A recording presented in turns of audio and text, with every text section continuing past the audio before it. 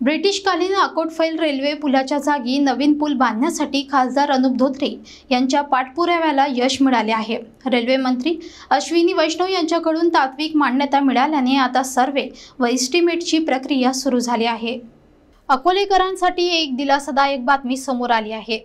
अकोटफैल भागातील ब्रिटिशकालीन जुना आणि धोकादायक पूल अखेर पाडून त्या जागी नवीन पूल बांधण्याचा मार्ग मोकळा झाला आहे। अकोला लोकसभा मतदारसंघाचे खासदार अनुप धोत्रे यांनी गेल्या अनेक महिन्यांपासून या पुलाच्या पुनर्बांधणीसाठी रेल्वे मंत्री अश्विनी वैष्णव यांच्याकडे सातत्याने पाठपुरावा केला होता।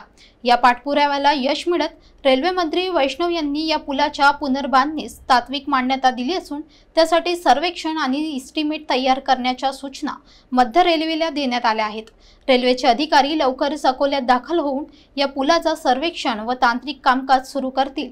या यशाबद्दल खासदार धोत्रे यांनी पंतप्रधान नरेंद्र मोदी, रेल्वे मंत्री अश्विनी वैष्णव यांचे आभार मानले आहेत। अकोला रेल्वे स्थानकाला विशेष दर्जा देण्याच्या हालचाली सुद्धा सुरू झाल्याची माहिती त्यांनी दिली। यासोबतच अकोलेकरांची दीर्घकालीन मागणी पूर्ण होण्याच्या दिशेने ही एक महत्त्वाची पायरी ठरणार आहे।